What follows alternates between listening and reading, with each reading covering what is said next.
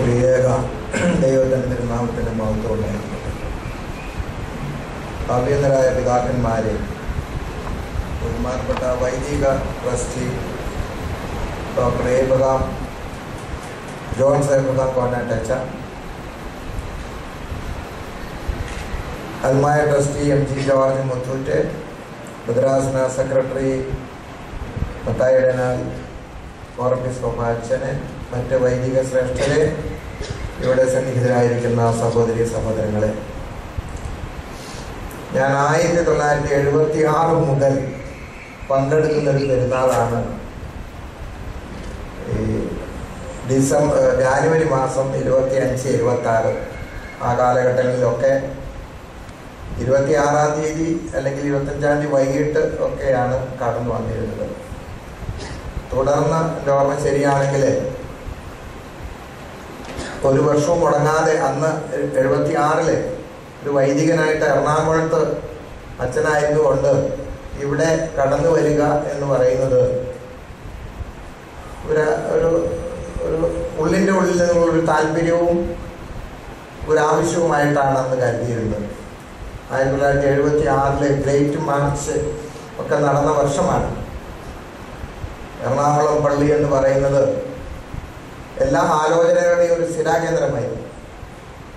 എല്ലാ സഭാസംബന്ധമായ ആലോചനകൾ, വ്യവഹാരങ്ങൾ, അതിനെക്കുറിച്ചുള്ള ചർച്ചകൾ, ഇതൊക്കെ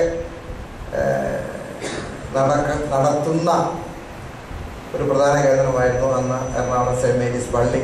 അവിടെ ഒരു വൈദികൻ, ഒരു സഹ വൈദികനായിട്ട് കഴിയുമ്പോൾ ഇതൊക്കെ കണ്ടും കേട്ടും അനുഭവിച്ചും കഴിയാനുള്ളൊരു അവസരം ഉണ്ടായിട്ടുണ്ട്. പിന്നീടാണ് സഭയുടെ പ്രത്യേകിച്ച് ആലുവ തൃക്കുന്നത്ത് സെമിനാരിയെ സംബന്ധിച്ചുള്ള ഒത്തിരി കാര്യങ്ങൾ ഈ എടനാലച്ചനും അന്നത്തെ വിശദീകരണ യോഗങ്ങളുടെ പലരെയും എൻ്റെ മനസ്സിൽ ഓർമ്മയുണ്ട്. ഇവരെ ഇങ്ങനെ രാത്രി പകലുമില്ലാതെ MG പോൾ ഉണ്ടായിരുന്നു, പൈരിപ്പുള്ള ചേട്ടൻ ഉണ്ടായിരുന്നു, വടക്കൻ മേഖലകളിൽ നമ്മുടെ എല്ലാ ആളുകളും ഒത്തിരിയേറെ അനുഭവിക്കുന്ന ഒരു ബുദ്ധിമുട്ടുകൾ ധാരാളം അനുഭവിച്ചിട്ടുള്ള ഒരു കാലയളവാണ് അതൊക്കെ. ഇന്നും ഒട്ടും കുറവല്ലാത്ത വിധത്തിൽ തന്നെയാണ് നമുക്ക് ഈ ദിവസങ്ങളൊക്കെ കഴിച്ചു കൂട്ടാൻ ഇടയാകുന്നത് എന്നുള്ള വസ്തുതയാണ്. ഒരു നിയമങ്ങൾക്ക് വിധേയമായി പ്രവർത്തിക്കാൻ തക്കവണ്ണം നാം സന്നിഹിതരാകുകയാണെന്നുണ്ടെങ്കിൽ തീർച്ചയായും അതിന് നമുക്കൊരു മനസ്സുണ്ടാകുകയാണെങ്കിൽ ഒരിടത്തും ഒരു വഴക്കും ഉണ്ടാകുകയില്ല. പരിശുദ്ധനായിരിക്കുന്ന പൗലോസ് അപ്പോസ്തലൻ തീമോഥെയോസിന് എഴുതുന്ന ലേഖനത്തിലെ ഏതോ ഒരു അധ്യായത്തിൻ്റെ വാചകമുണ്ട്, ന്യായപ്രമാണം അനുസരണം കെട്ടവർക്ക് വേണ്ടിയാണ് ഉണ്ടായിരുന്നത്, അനുസരണമുള്ളവർക്ക് നിയമം ആവശ്യമില്ല, അനുസരണം കെട്ടവർക്ക് വേണ്ടിയാണ് ന്യായപ്രമാണം നൽകിയത് എന്ന് തീമോഥെയോസിനെ ഓർമ്മിപ്പിക്കുന്നുണ്ട് പരിശുദ്ധ പൗലോസ് അപ്പോസ്തലൻ. മനുഷ്യൻ പലപ്പോഴും അനുസരണം കെട്ടവരാണ്. അപ്പോൾ ആ അനുസരണം കെട്ട മനുഷ്യനെ നിയന്ത്രിക്കുന്നത് ന്യായപ്രമാണമാണ്, അഥവാ നിയമമാണ്. പക്ഷേ നിയമത്തെ അനുസരിക്കുന്ന ഒരു പൗരൻ ഒരു വിധത്തിൽ പറഞ്ഞാൽ അതാണ് ഒരു സാധാരണ ഒരു നല്ല പൗരൻ്റെ ലക്ഷണം എന്ന് പറയും. അത് രാജ്യത്തിൻ്റെ നിയമങ്ങൾ നമ്മൾ അനുസരിക്കാനുണ്ട്, സഭയുടെ നിയമങ്ങൾ പാലിക്കാനുണ്ട്, ജുഡീഷ്യറിയുടെ നിയമങ്ങൾ പാലിക്കാനുണ്ട്.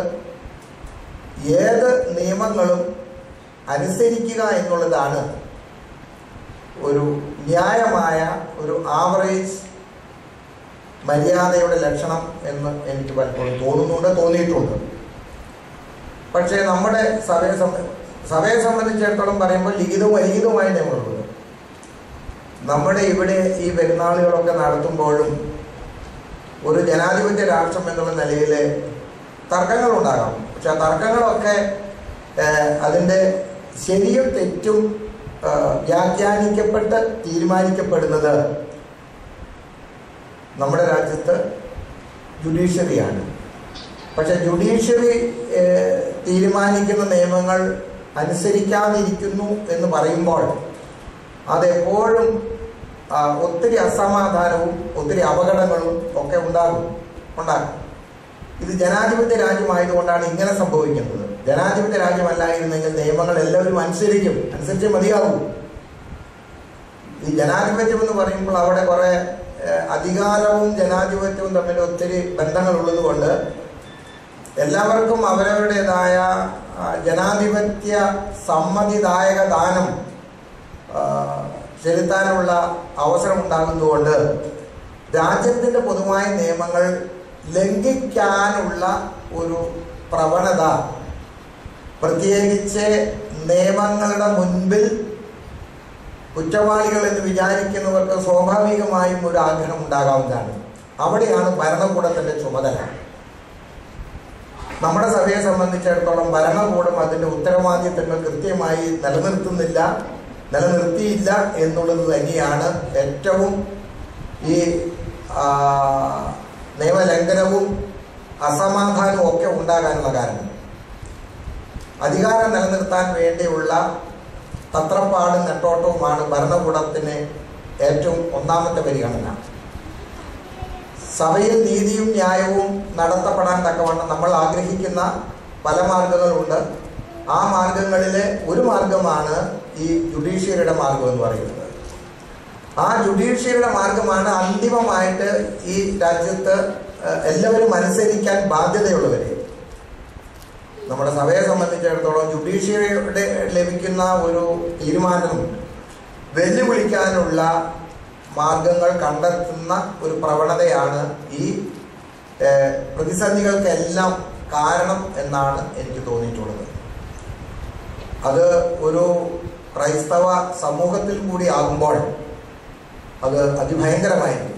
അതുകൊണ്ടാണ് ഈ പലപ്പോഴും ഒരു പെരുന്നാൾ നടത്താൻ തക്കവണ്ണം 10,900 പോലീസ് ഉദ്യോഗസ്ഥന്മാരെ ഇവിടെ നിരത്തേണ്ടി വരുന്നു ഗവൺമെന്റിന്. എത്രയോ ലക്ഷക്കണക്കിന് പണമാണ് അവിടെയൊക്കെ ഗവൺമെന്റിന് നഷ്ടമാകുന്നത്.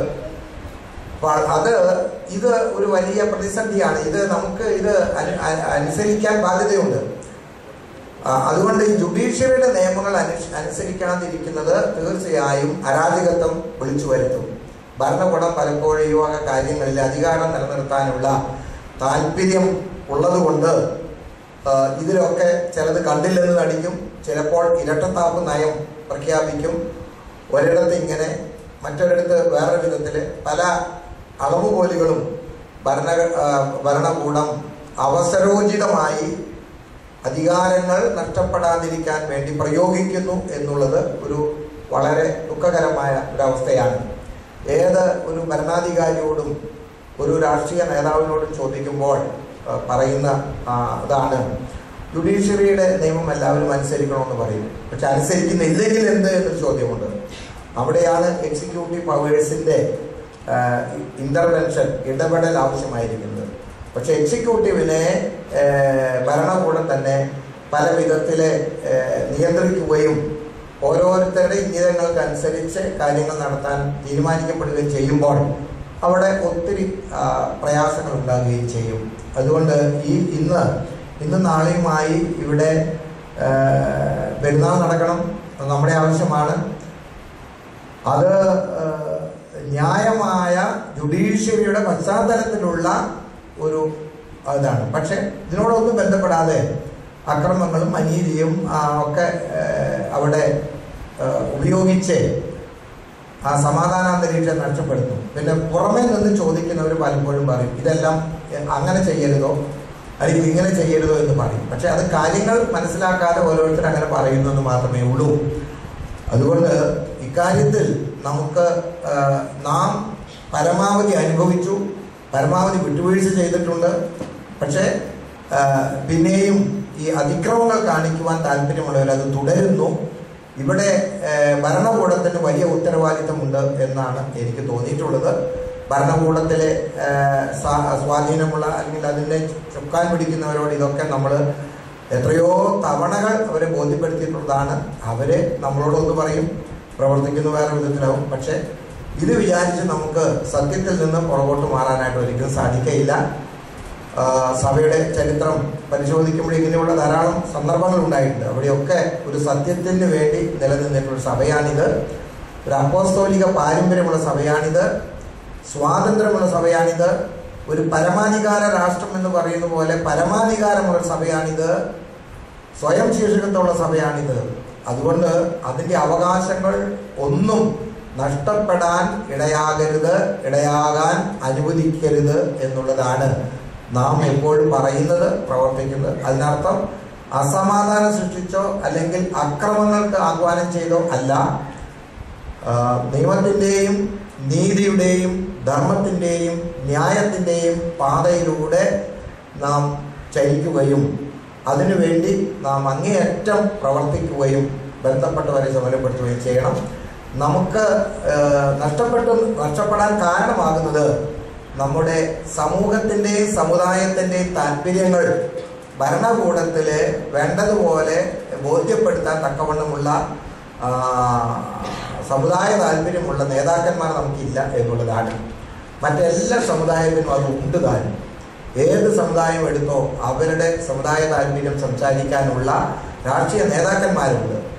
നിർഭാഗ്യവശാൽ നമുക്ക് അങ്ങനെയുള്ള നേതൃത്വം ഇന്നില്ല. അതുകൊണ്ടാണ് കൂടുതൽ നാം വഞ്ചിക്കപ്പെടുന്നത്, അവഗണിക്കപ്പെടുന്നത്. അതിൻ്റെ ഒരു ഒരു ഒരു വലിയ മാതൃകയൊക്കെ നമ്മൾ കണ്ടതാണ്. അതേക്കുറിച്ചൊന്നും നമ്മൾ കൂടുതൽ പറയേണ്ട ആവശ്യമില്ല. പിന്നെ സമൂഹത്തെ നാം അഥവാ സഭയെ സ്നേഹിക്കുന്നൊരു മനസ്സ് നമുക്കുണ്ടാകണം.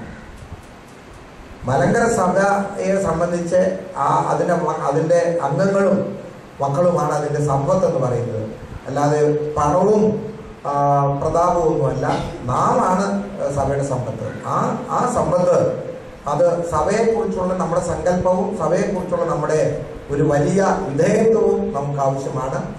അങ്ങനെ ഒരു സമുദായ താല്പര്യം നല്ലതുപോലെ നമ്മുടെ മനസ്സിൽ ഉണ്ടാകുമ്പോൾ നമുക്ക് ഇല്ലെന്നല്ല ഞാൻ പറയുന്നത്, അത് ഒരു ദുർബലപ്പെടാൻ പാടില്ല. അത് ഒത്തിരി ഒരു നിസ്സാരവൽക്കരിക്കാൻ പാടില്ല. അതിനായിട്ട് നമ്മൾ ആഗ്രഹിക്കണം.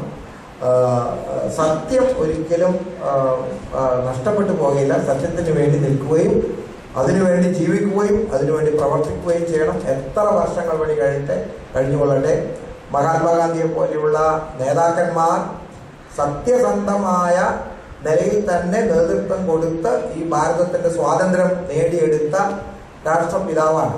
അതുപോലെയുള്ള നല്ല നേതാക്കന്മാരെ രാഷ്ട്രീയ മണ്ഡലങ്ങളിൽ ഉണ്ടായിരുന്ന ഒരു കാലം ഉണ്ടായിരുന്നു. ഇന്ന് അങ്ങനെ നമുക്ക് ഒരിക്കലും അപ്രകാരമുള്ള മഹത്വം നിറഞ്ഞ നല്ല സാത്വികതയുള്ള നേതാക്കന്മാർ ഒരുപക്ഷെ നമുക്ക് കാണാൻ ബുദ്ധിമുട്ട് കാണും. എങ്കിൽ പോലും നമുക്ക് ആ സത്യത്തിൻ്റെ പാത നഷ്ടപ്പെടാതെ മലങ്കര സഭയുടെ സ്വാതന്ത്ര്യവും അതുപോലെ തന്നെ മലങ്കര സഭയുടെ അവകാശങ്ങളും അതിൻ്റെ സ്വത്തുക്കളും ഒന്നും നഷ്ടപ്പെടാത്ത വിധത്തിൽ കാത്തു സൂക്ഷിക്കുവാനുള്ള ഉത്തരവാദിത്വം വർത്തമാന കാലഘട്ടത്തിൽ നമുക്കുണ്ട് എന്നുള്ള കാര്യം നിങ്ങൾക്കറിയാം. എങ്കിലും ഞാൻ വെറുതെ ഓർമ്മിച്ചത് മാത്രം. ഞാൻ എൻ്റെ വാക്കുകളോട് ദീർഘിപ്പിക്കുന്നില്ല.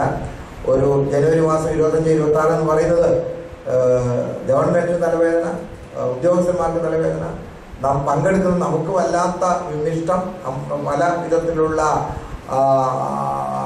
ഉത്കണ്ഠ, ഇതൊക്കെ നമ്മുടെ മനസ്സിലുണ്ട്.